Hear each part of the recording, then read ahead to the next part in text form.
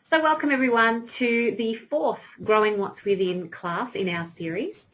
And tonight, something a little different and something that I had a request from someone during the week that we could talk about this, because this tends to be something that clients ask for without really realizing they're asking for it. And before we get started, I'd love to know, have these approaches in the last three classes given you some assistance and some ideas about the kind of resources that you can share with your clients? What's changed for you in terms of your knowledge or your expertise or your ability to coach in these areas? I'd love to have any feedback from you about what this Growing What's Within class series has done for you. Oh, and a lot more people coming on. So hello everybody who's just joined us.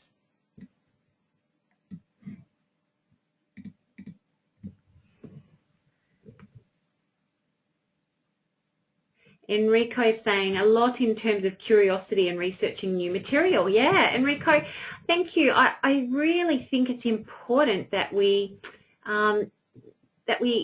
visit opportunities to take information for our coaching from other places apart from the learning that we do in our classes.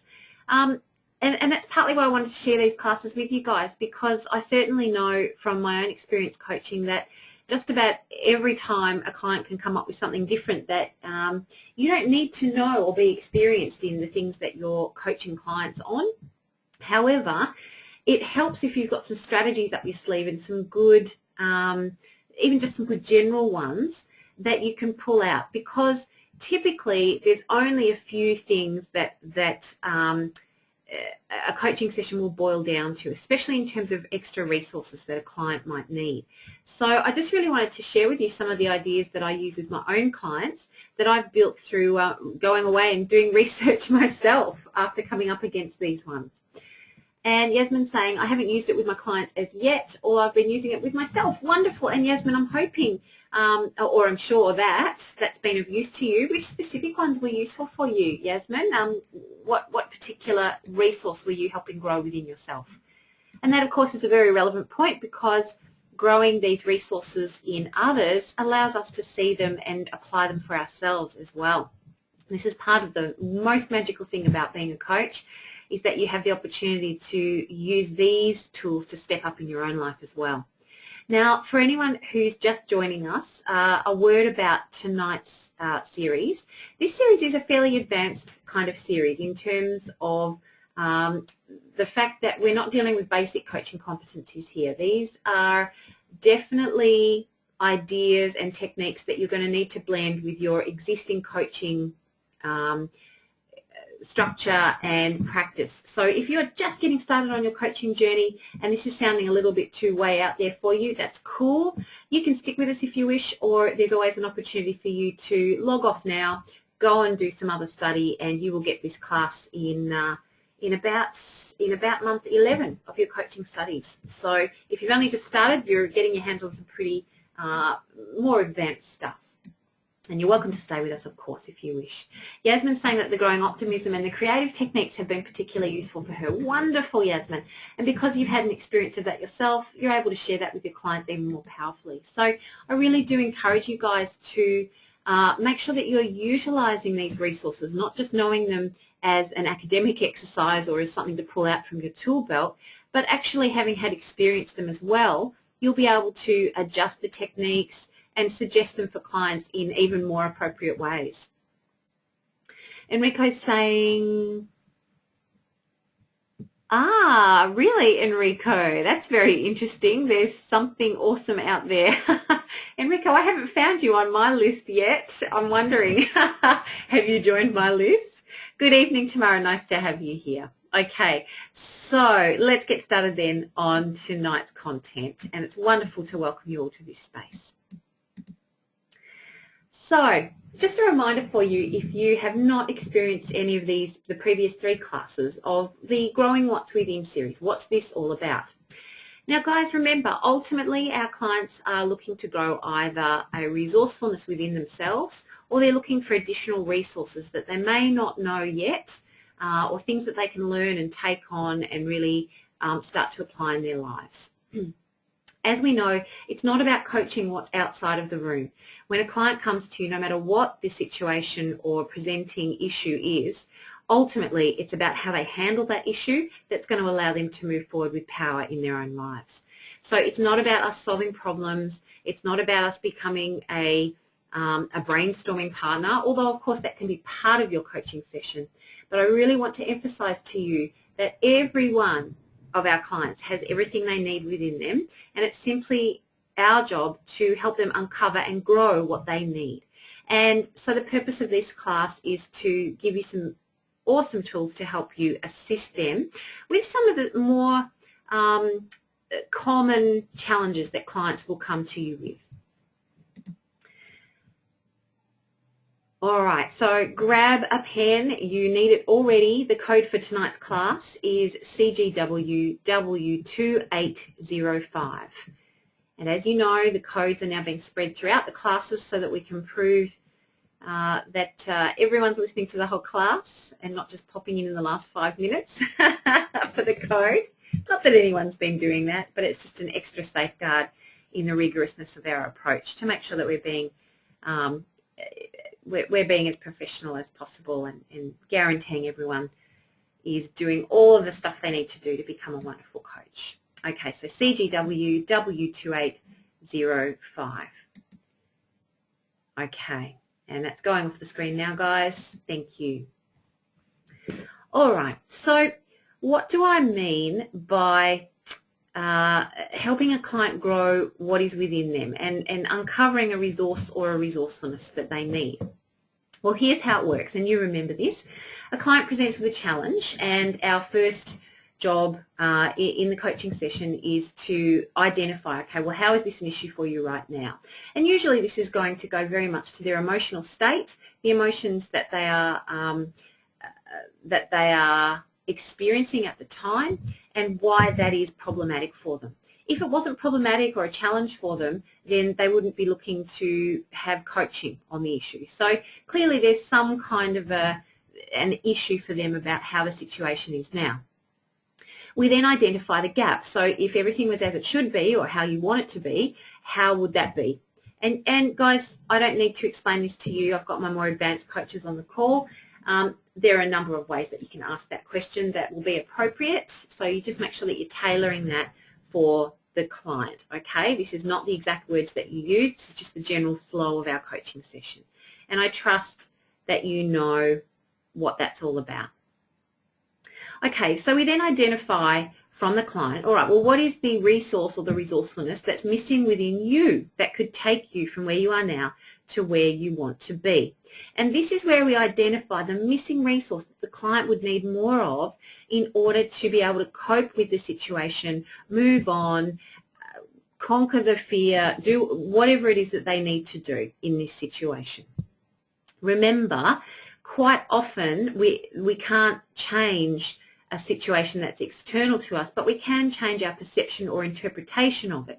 So that is the thing that you end up coaching. Now, I'm starting to hear people doing this in the mentoring calls on a Monday night, and I still want to emphasize to you guys that this is pretty much always where you need to go.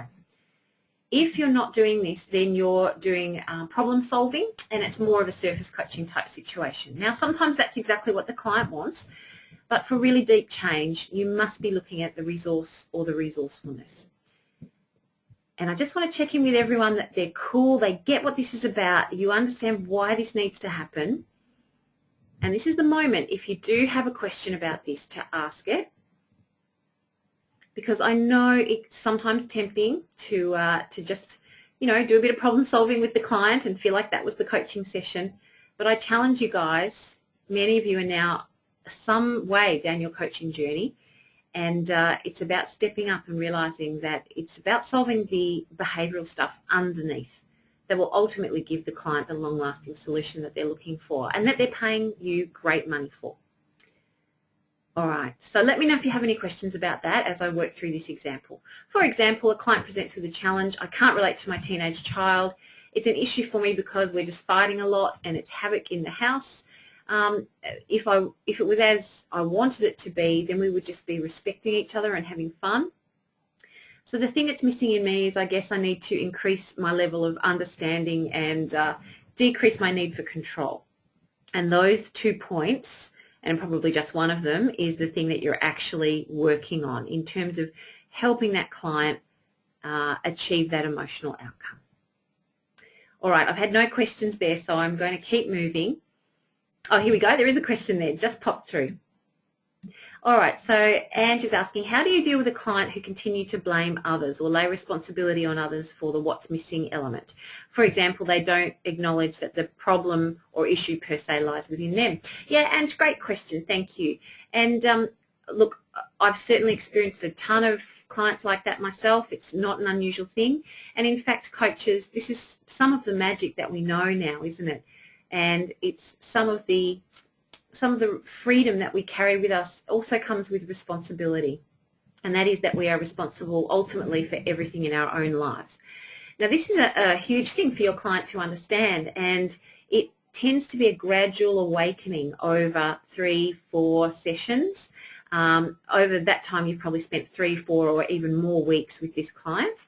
And so they will have noticed that you're gently reiterating that point all the time, that it can never be the other person, that ultimately there's something in your reaction or something in your emotion or feeling around this that we could work on to make it a better situation for you. So if just pretend we had to accept that everyone is ultimately responsible for themselves and that we can't actually control anything anyone else does, what would be a great resource or resourcefulness that we could work on in this session that would help you move through this situation more easily?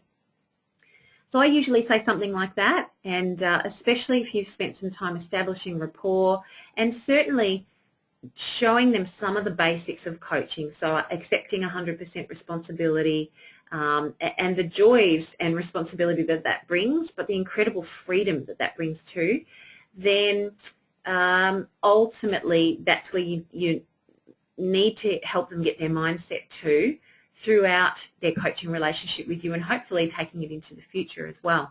And has that answered your question? If not, let me know.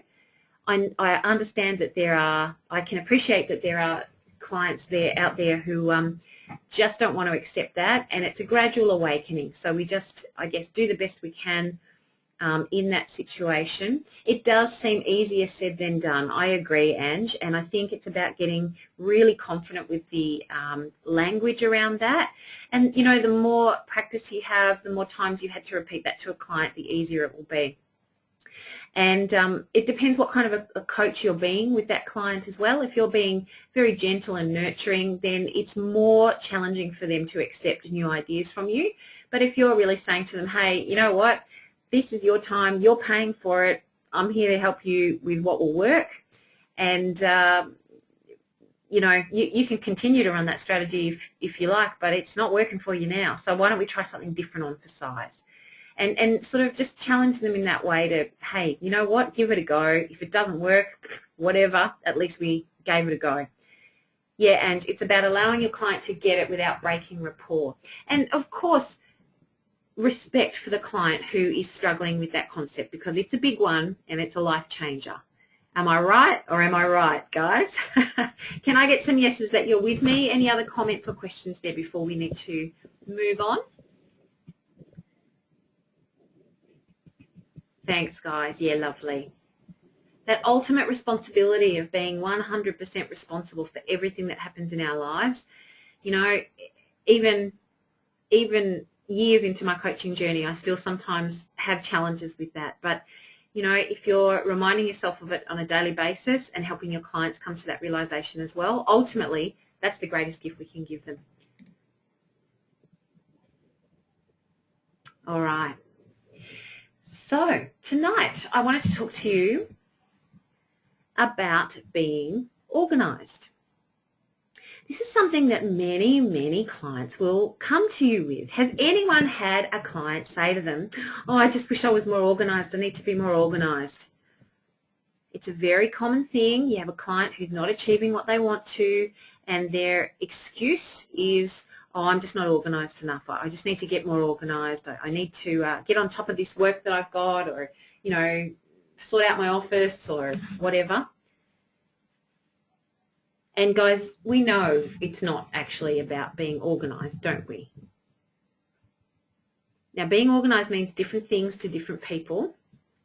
It could mean that they're not being structured in their thinking. It could be that they're saying, I wish I had more time, like one of the coaches has just said to me. And I'm kind of wishing I had more time at the moment too.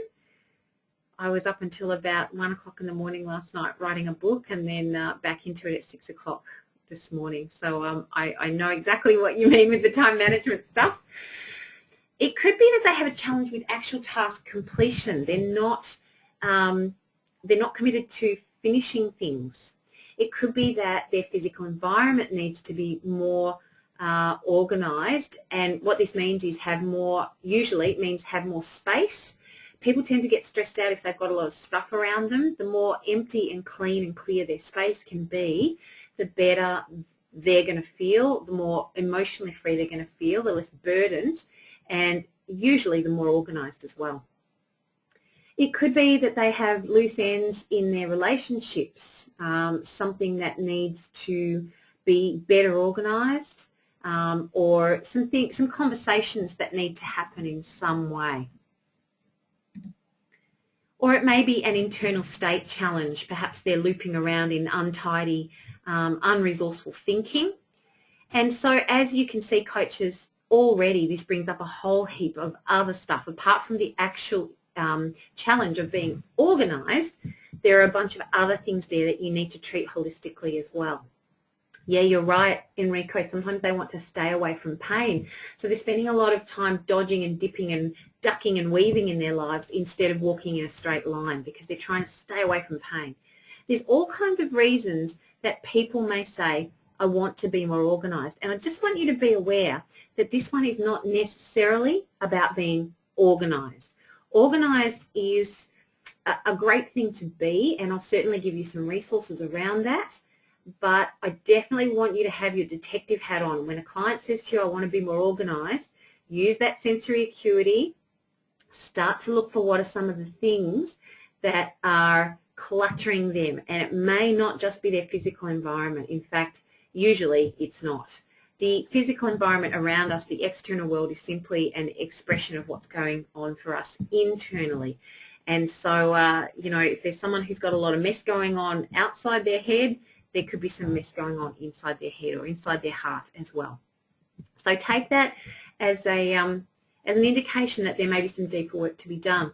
One of the wonderful things that I recommend you do when you first get a client, and especially if they're talking about having no time or being not organised or that things just aren't going the way they want, early on in your relationship with them, even before your first session or during your first session, task them with a cleaning task of sorting out either their fridge, their bathroom cupboard, or their wardrobe. Invariably, everyone will have some kind of mess and unresolved stuff in one of those areas. Oh, Angela's saying the plastics cupboard. Yes, Ange, mine regularly explodes onto the floor. I really must clean that out. And if you task a client with that, the very process of doing that cleansing can be in itself a wonderful metaphor for the work that they're going to undertake with you as a coach. It becomes a physical expression of what they're going to be going through internally when they're doing their coaching sessions with you. And it's also a wonderful, it's a great way to establish rapport with them and for them to physically see already some of the differences that coaching is making for them. So I encourage you to do that. Okay, I've got a comment here, and she's saying the simple act of saying I'm not organised has a secondary gain of establishing rapport with others. So many people have this map of their lives. By being organised, perhaps people can feel separated from their peers. Yeah, I agree, Ange, and I think this is the classic, everybody needs something to say when people say to them, how are you and what's happening in your life at the moment? And most people will say something like, oh, I'm so busy, or oh, I'm just so disorganised, or there's never enough time in the day. So this is a very, very common thing that we say in our society, and it's nearly, like you said, Angie, it's an excuse, and it's it is a way to connect with people, but it's not a positive way to do it. So this is a very common one you're going to find from your clients. So what I recommend here is looking at this with a blended approach. As we've already established, it's not just about having all of your filing neat in your office. It's about a lot more than that. So organisation, or a client saying, I need to be more organised, I just need to be more organised, could link to motivation. It could link to secondary gain. What is the secondary gain they're getting out of this? It could be linked to a lack of action taking, and lack of action taking usually results in very poor self-esteem. The antidote to poor self-esteem is setting a goal and then taking action until you complete that goal and not giving up. And it's a very, very simple recipe for spiraling self-esteem, spiraling downward self-esteem if a client sets goals and then fails to take action or complete the tasks. There could be an issue going on with stepping outside their comfort zone. So they may have some boundary conditions around the clutter that they keep around them. Certainly not necessarily to the extent of hoarding, but I guess we've seen clients in all kinds of states. And yeah, definitely some of that behaviour can manifest if you've got a client who struggles to feel organised. What it can do is actually keep them safe because they don't actually have to perform or let anyone in. It could be linked to habits. It could be linked to a lack of downtime, not allowing themselves to have downtime to do some mental clearing so that they can do the organisational clearing as well. They might be stuck in a strategy of overwhelm where they're just looping around, up, up, up, way up high, and not actually working on getting on with the details. Or finally, it could be a lack of resources. And of course, that final one, the lack of resources, is what we're actually going to be talking about tonight, because all of those other issues can be treated and coached beautifully in your coaching sessions. The lack of resources is the simple, hey, I'm not actually sure how to get organised. No one's ever shown it to me before. I've never really seen good organisation before, and I'd like to have some approaches and some tools to help me do that. But that would be your final approach before looking at any of the other issues there and doing some coaching around whatever you uncover there. It may also be a time when you do a blended approach, and so give them a few strategies in terms of resources, a few easy ways to get organised, but then also working on the deeper stuff as well. Can I please get a yes from everyone that we're clear so far? Everyone's cool? And what I'd love to hear from you is lack of organisation. What does this mean to you? What is a lack of organisation or feeling disorganised linked to for you out of all of these ones up on the screen?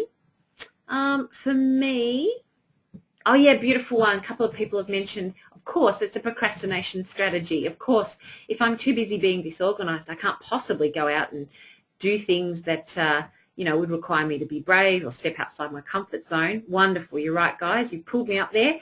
It's a procrastination strategy.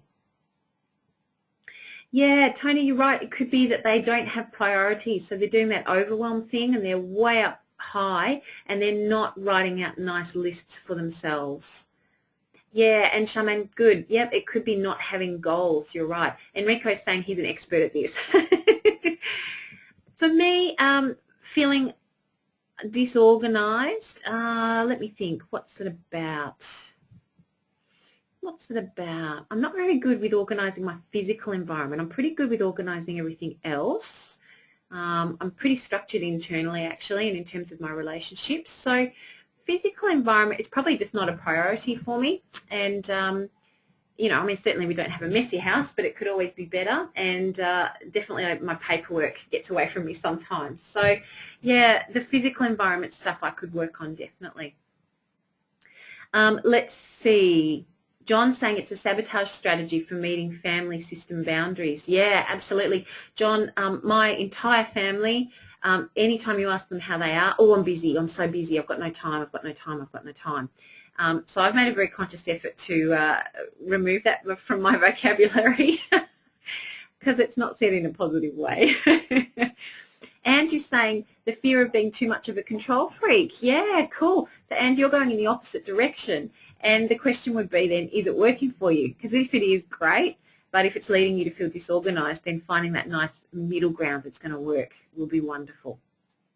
For Lisa, it's about stepping outside the comfort zone. For Tamara, it's a protest against her mum, but she's working on that at the moment. Tamara, I hear you. I up until just recently, actually, I never in my whole adult life never wore matching socks, because that was a big thing when I was a kid. You have to wear matching socks, and it always ended up in tears and fights when I was a little kid.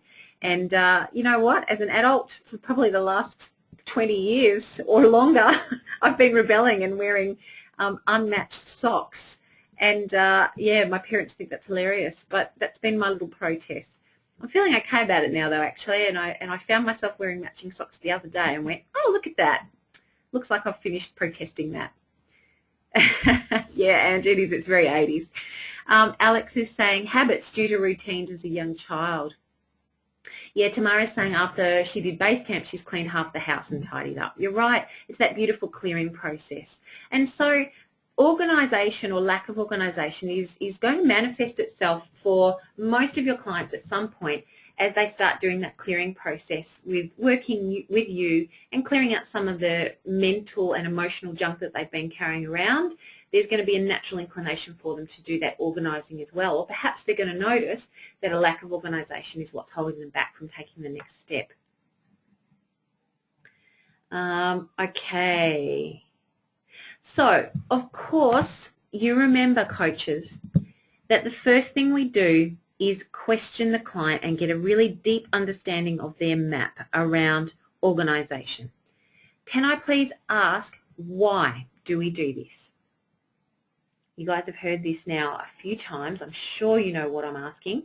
Why do we do this? Why do we ask a client questions first before sharing strategies with them?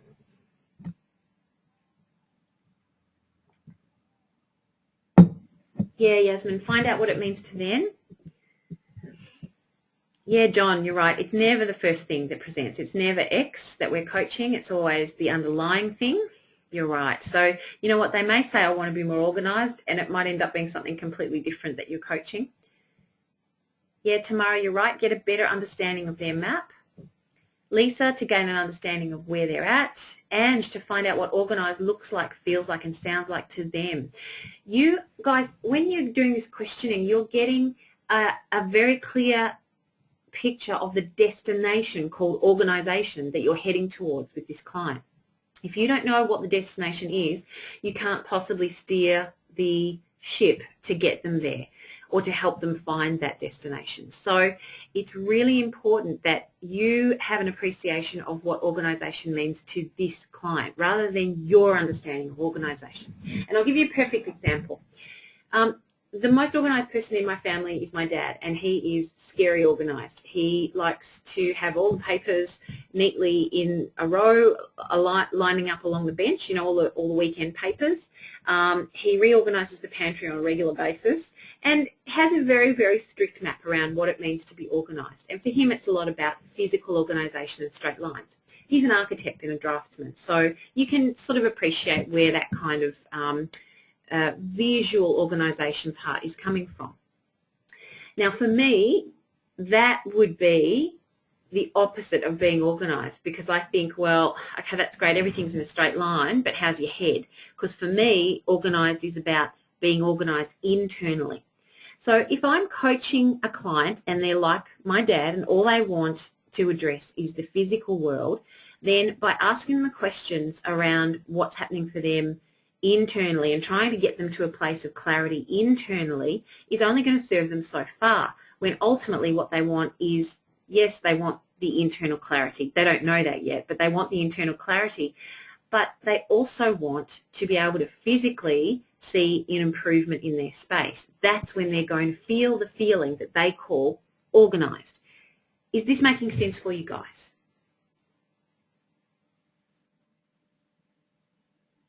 Great. Okay. So it's about getting an appreciation of what organised means to this client and making sure that you're not just plonking your map of organised on top of theirs.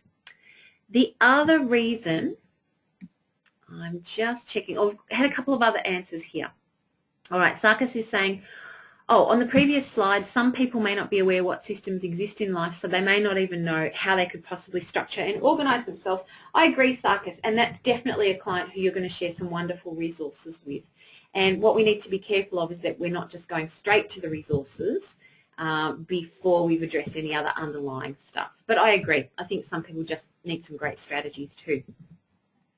Raywin's saying, we always ask questions so that we don't fall into advising rather than coaching. Perfect. Glenn, to find out where they want to head.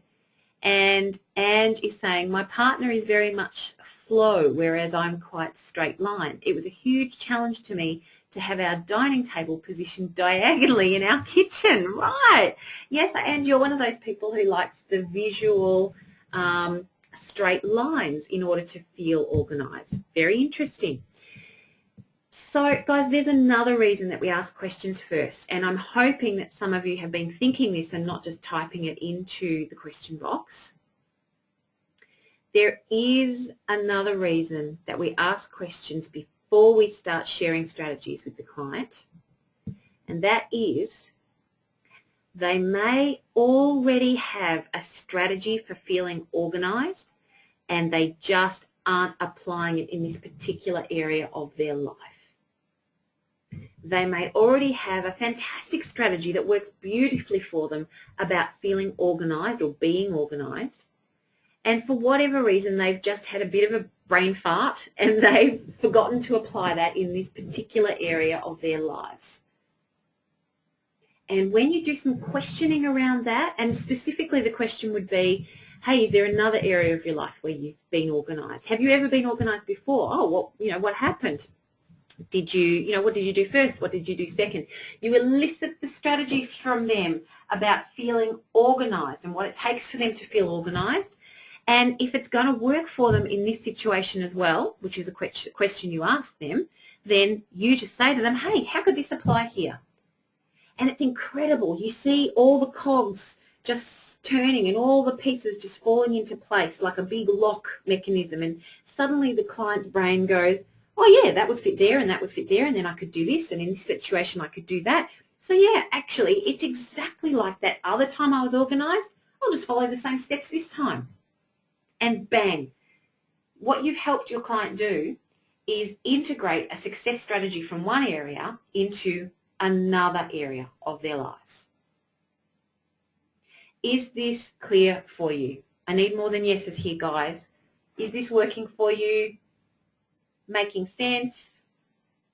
Is this something you've applied previously?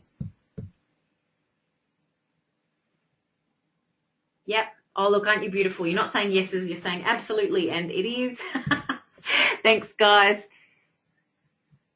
Yep. Yeah, you're right. Be able to play with it. And sometimes what you find is that they have a partial strategy for success and they're just missing a key part, that they have got to a certain level of being organised in this area of their lives, but they have forgotten that last time they felt organised, they also wrote a list, or they also took a photo, or whatever the thing is that they did that helped them to feel that feeling of being organised.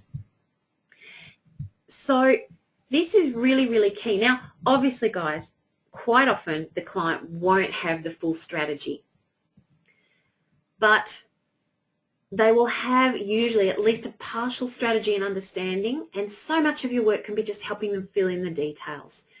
And quite often that is just about asking them, hey, look, let's just make it up. Let's just imagine what we could do and let's figure out what would work and what wouldn't.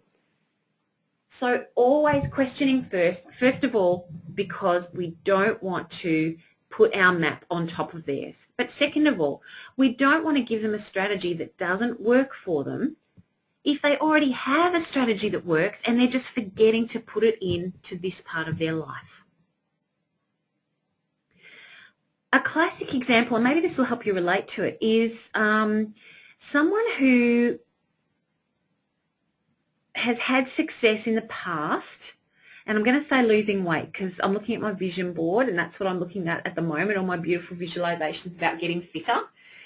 and looking fabulous for a friend's wedding that's coming up. And there are clients who you will speak to who had success in this exact area of their lives before, but they've forgotten the steps that they followed to get there previously. So if you're looking at a client perhaps who who wants to get fit and who has previously lost weight, and they feel like they're doing all the things they did last time, but just, they're not getting the same results, then you do the questioning and you realize, oh, wait, hang on.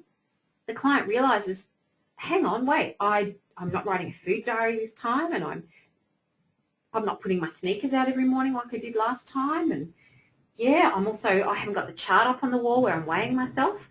And when they put those strategies in place, bang, it's all working for them again. It's the same with any resource or resourcefulness that they're looking for. They may already have a strategy for it. Okay, Ange is saying, ask the questions. How do you know what food to buy each week? Strategies for meal planning can be applied to business development, for example. Yes. So find an area that is easily comparable to the area that they're trying to get organised in and see if you can draw some parallels. Yeah, the client maybe already has a strategy, Raywin, you're right. Yeah, Glenn, it's about reinforcing their own methods and evaluating with them what's worked previously, what hasn't, and then replacing the bits that haven't worked with a better strategy. Mona, vision boards, that's a whole other class. Vision boards, I'm experimenting with mine. I've never had huge success with it. I'm more kinesthetic. But sure, vision boards work for some people. Enrico, if they've mastered a technique, how can they forget about it? Great question. Because, Enrico, it may have been made even of unconscious steps that they didn't realise they were taking, or it may have been a key conversation that they had that they'd forgotten about. So it might be just the little steps that they're forgetting rather than the overall approach. Good on you, Raywin. Yeah. So you could be looking for triggers from the past, Enrico, to help them remember exactly what the strategy was. And so you can use that in your strategy elicitation. You can say to them, okay, so you did have a time where you felt really organised, and that was 7 years ago, and when you started that new job and you were studying at the same time. So tell me exactly, what was your day structured like? I want you to go back there now, see what you were seeing, hear what you were hearing, feel what you were feeling, and I want you to describe for me exactly what your rituals were when you first got up in the morning, and then you elicit the steps from them one by one. Yeah, Angela, you're right. The technique may be anchored to that particular area of their lives. They probably don't even know that they had a strategy. Yeah, so eliciting the strategy helps them to become aware of it as a separate entity that they can then transfer into the other area of their life. Yasmin, does that mean that there may be other things that are stopping them from putting their strategies into action? Yasmin, of course, but quite often you'll find a client actually just doesn't realise they're running a strategy, or that they ran a strategy previously, and once you uncover it, it only takes 4, 5, 6 seconds, and you see it in their face. They suddenly go, oh yeah, hang on, I could do that here. Of course, there may be other blockages as well, and that's some of that stuff we spoke about earlier as well. Okay, guys, great questions. Thank you so much. So, finally, I think we're up to the part where we can share some wonderful strategies for being more organised. And so these are strategies that are taken from a variety of places. There are a huge amount of books out there that help you become more organised, huge amount of reading you can do. It's certainly not an area I'm an expert on, but I have some great ones that I always give clients who are looking to feel more organised. So the first one is to declutter. Choose an area of your life that you're going to focus on for the next 12 months, the area that's going to be supported by your goals and actions.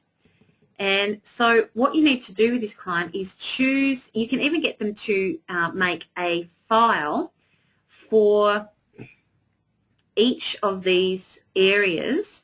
If you're using a Wheel of Life, you can get them to make a file or folder or a box or space on their computer, in trays, baskets, whatever, for each of the different parts of the Wheel of Life. So like, for example, fitness, health, relationship, etc., etc.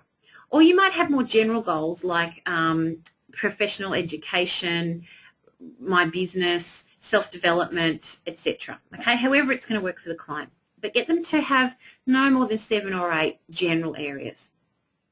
So they create a file for each of these areas, and then when they write a note to themselves or receive some great information or print out an article or get a piece of information, all they need to do is pop it into the file so they can put their hands on it later and save themselves from wasting time searching around the house or through the in trays on their desk, or in my case under their desk, looking for that one piece of paper. It's a really, really easy way to get organised and helps remove some of the busyness of searching for lost items. It's a really simple task. For those of you who've had kids, I'm sure you've had a system where you've had a toy box and you've had the kids putting away their toys in the box every night. So the toys end up spread all over the floor again the next morning, but at least at the end of the day there was one place where all the toys belonged. That's where they all go, and you know where to find toys if they're looking for a particular one. And it's the same concept, but you're just using boxes, files on the computer, in tray, etc. for each of the major areas of their life. Ask them to design that and see if their paperwork diminishes. I'm sure it will. The next thing, and this is a strategy from, now whose book is this? This is Tim Ferriss's wonderful book, The 4-Hour Workweek. It's a must read. You have to go out and get it, guys. It's about automating your life and getting things working easily for you. So combining activities and batching your tasks, both strategies from Tim Ferriss. Combine your activities to squeeze more into your day. So create a smart system that will help you achieve your ultimate goals in life. Instead of waiting for time to magically appear before you get your exercise routine up and running again or start working on your business development, combine your exercise with other valuable activities at every opportunity. So you can talk with a friend on the phone, spend time with your family, so invite them to come on a walk with you, listen to some business stuff, listen to these classes while you're on the treadmill. You can actually read a book while you're on your morning walk if you're willing to download the audio and listen to it. So think creatively about ways that you can combine tasks and be doing 2 things at once. Now, obviously, I wouldn't recommend driving and reading at the same time, but driving and listening to an audio book, fantastic. Hayden does this all the time. This is one of his favourite methods of getting through books. I'm the reader in the family and he's much more auditory, so he loves listening to those audio books and he gets through them very quickly because of all the time he spends on the road for work. Angie's saying, things that work for me are list writing, 2 or 3 must-dos each day or each week, work boxes, rewards for tasks completed, a Dymo label maker, label everything, diarising my activities and establishing routines, and multitasking. Yeah, absolutely. Enrico, the name of the book again, it's The 4-Hour Workweek, and it's by a gentleman called Tim Ferriss, I think it's could be Ferriss. Just look him up, Google him, he's everywhere. Tim Ferriss, The 4-Hour Workweek. Another one that he recommends, and I do this one all the time, very, very effective, is batching your tasks together. Sounds simple, but it makes a huge difference. And if there are any mums on the call who have a couple of young kids, I think you'll probably be doing this one anyway. Instead of hanging out the washing after each of the 2 loads or 3 loads or 5 loads that you're doing, wait until the second load has finished and then hang everything out together. It actually eliminates the walking out to the clothesline and back 1 time each, which ultimately saves you time. If you need to talk to a colleague at work about 3 different things, don't go and see them 3 times during the day.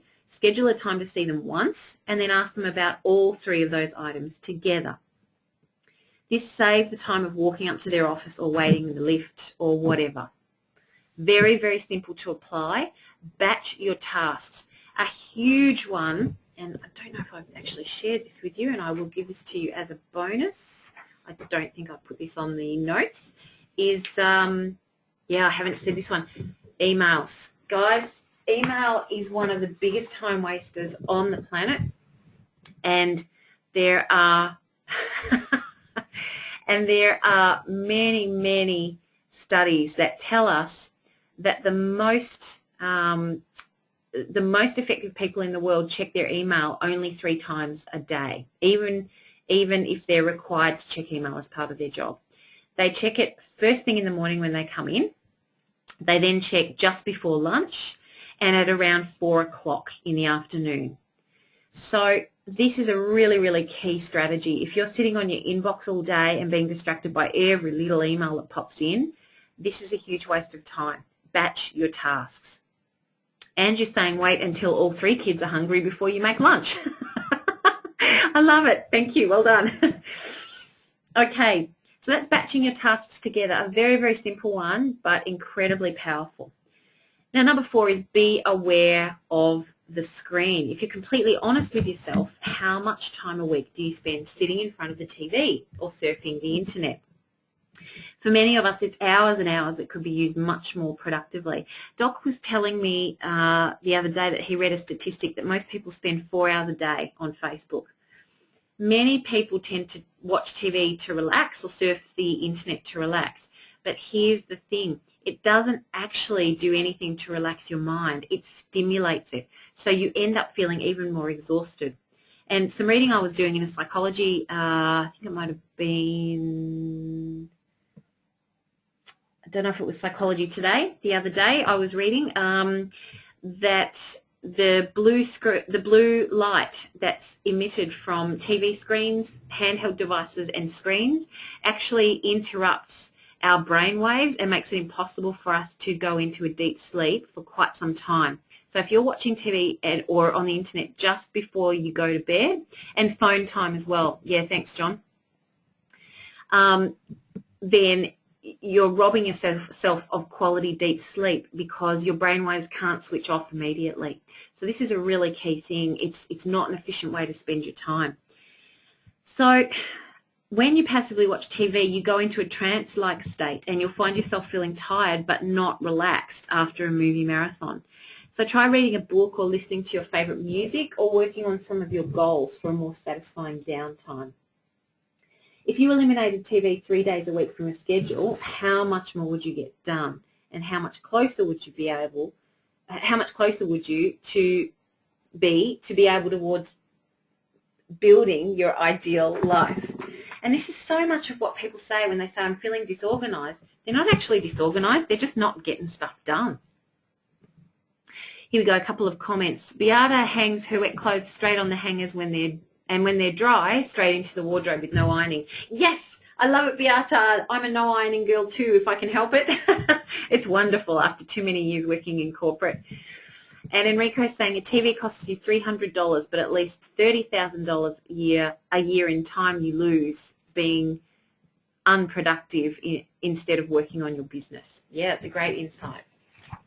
Guys, I know that these are not rocket science, but if you have a client who's saying they're feeling disorganized, these are great points to make with them and talk to them. Love it, Ange. That's great. Okay.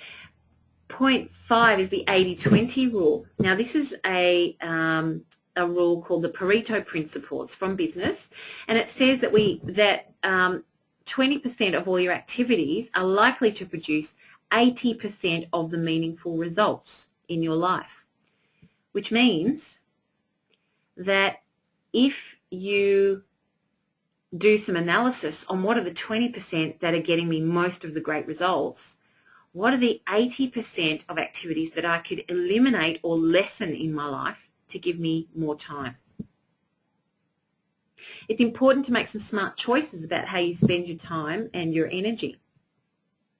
The more time you spend on that small 20% that produce the key outcomes, the faster you'll be propelled towards success. And this is where people can feel more organized because they're achieving more. Do you see how organization works? It's very, very tied up with other pieces of our life. It's not a cut and dried one like some of the other resources that we've been looking at in the previous classes. Another really key principle, and this is one I'm sure that at least, how many women are on the class tonight? Oh, at least 50, 60%, at least 50 or 60% of us struggle with at times, learning to say no. One of the best gifts you can give yourself is the ability to prioritize your own tasks over other people's. Many of us say yes to other people's requests of our time in order to satisfy our own emotional needs of being liked and being needed. This is selfish giving. When we do say yes to someone else, it should be because we're genuinely wanting to help, and we give assistance with no exception of thanks or love in return. This is huge. The solution is to learn to say no. Learn to say it in a way that is kind but strong, because you're acting straight from the higher level, making the conscious choice to focus your time on your goals. And guys, this is not a selfish thing. This is actually beautifully congruent with all of the things we talk about as coaches, because when we value ourselves and our own time, then we're able to prioritize the things that really matter and bring us satisfaction, that help us be more fulfilled human beings, that allow us to have better relationships, enrich the lives of those around us, and contribute to our society in a more meaningful way, rather than running around for someone else and then feeling resentful of being used if they didn't give you enough gratitude. If you're feeling tired from helping other people all the time, that's a signal that it's time for you to start thinking about how to say no, respectfully but strongly. Try something like this. I'll have to get back to you, or I can't do it now, but I'll have time next week. So this can buy you time to think about whether this is something you really want to spend time on. And it also means you don't have to worry about hurting anyone's feelings, okay? But ultimately what you want to do is be able to say no with no weight or emotional baggage attached to it. It's okay to say no as long as you say it kindly and with the right intention. If you're the one who's feeling weird about saying no, that's what comes across, and that's what creates those negative and uncomfortable experiences. Okay, here we go.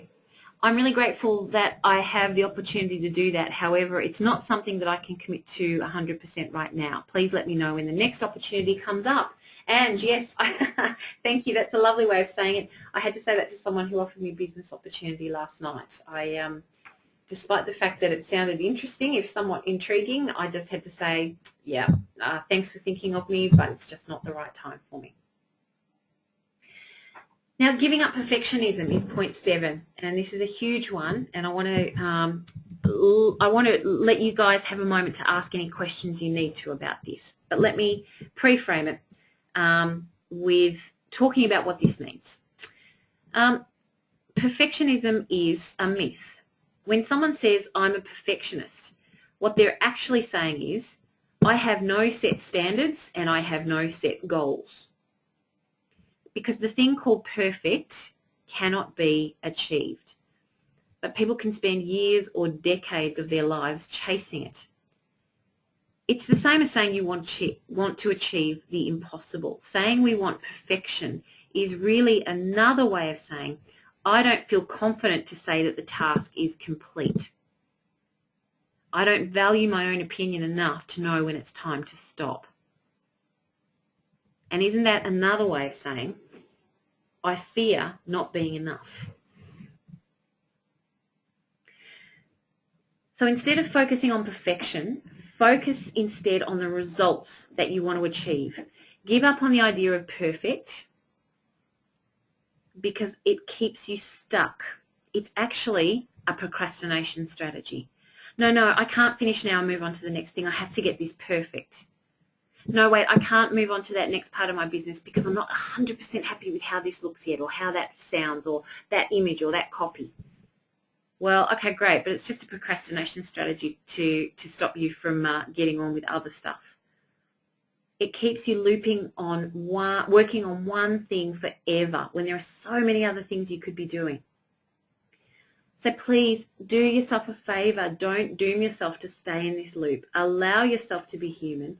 And when a job is done to the best of your ability and to the standard that you know you want it to be, then just put it to bed and free up your energy and time to focus on what really matters.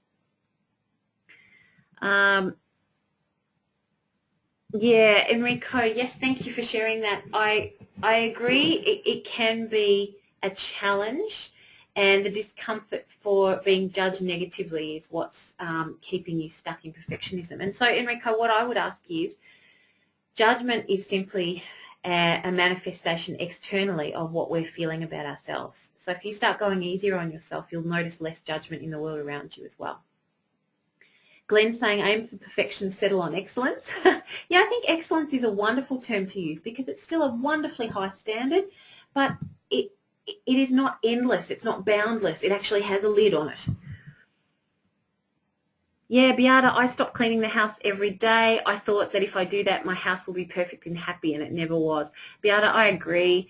A huge procrastination strategy for me when I first started my own business and was working from home was I had to clean all the house before I can get on with work. And what was happening? Yeah, beautiful clean house, maybe an hour of work going on every day. Not enough. So things have changed. What do you say to the person who is saying their perfectionism is just high standards? And that's possibly just a reframe. They're using different language than you, so just asking them to stop calling it perfectionism and try on emphasize excellence instead. I'd do some digging with that. I think they're just judging themselves for calling themselves a perfectionist, and actually they are, so they're not wanting to admit it. And the perfect question for a perfectionist is, well, when is it enough? When do you know you're at your end state? How will you know when it's time to move on to the next thing? And when you ask those questions, they suddenly go, oh, well, actually, maybe I feel like I need to keep working on this forever. Okay.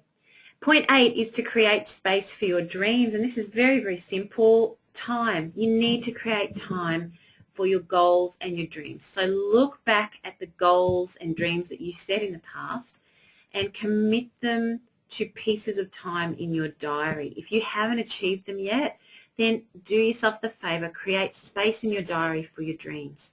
And literally just dream time, not sitting in front of a computer, not working on a notepad and madly typing away, actually just allowing some dream time.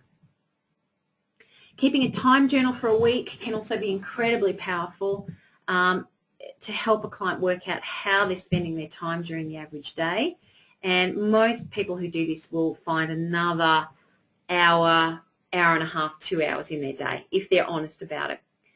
And the final challenge there in point 10 for someone who's feeling disorganized is simply to find a new story about time. So if they're constantly saying, I've got no time, I'm so disorganized, I've got no time, well, it's time for you to assist them to find a new story about time that's going to serve them better.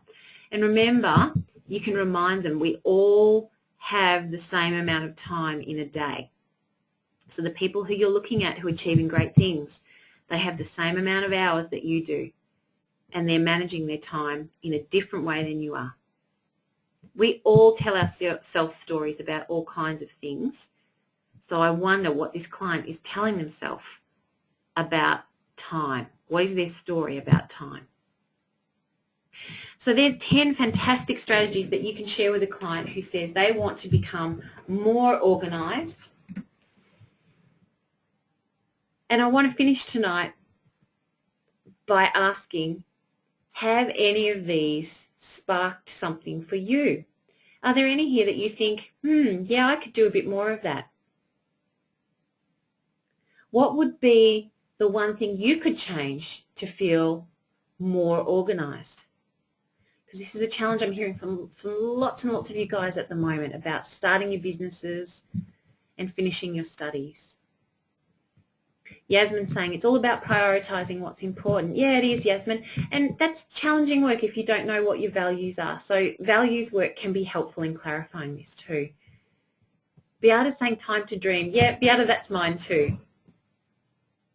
And a child and the President of the United States both have exactly the same amount of hours in their day. You're right. Ray, when batching tasks, so powerful, so simple.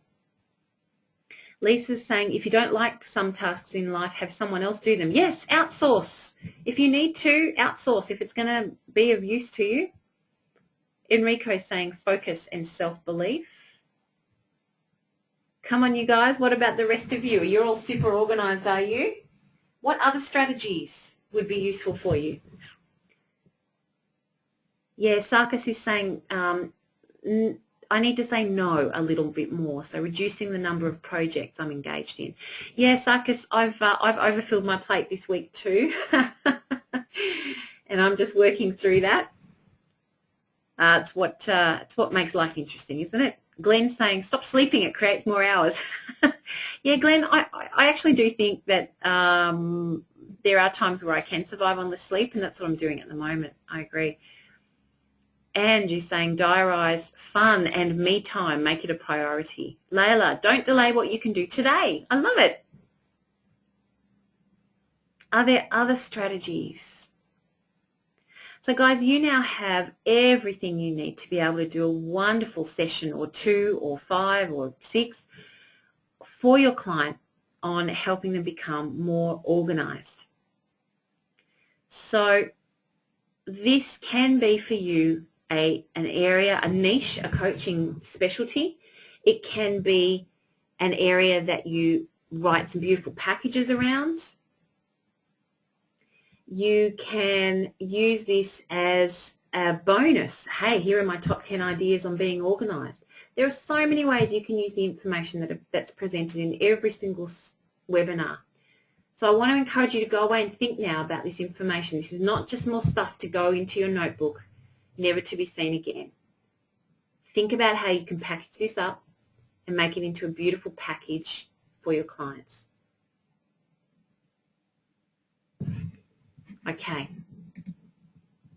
Wonderful. I'm glad you enjoyed the webinar. That's all we have time for tonight, but I really want to encourage you to stick around, and if you've got any questions, I'm going to stop recording, but I'll hang out for another 5 minutes or so. Thanks, guys. Have a lovely evening. No ICF class tonight, so we're going to sign off and say good night.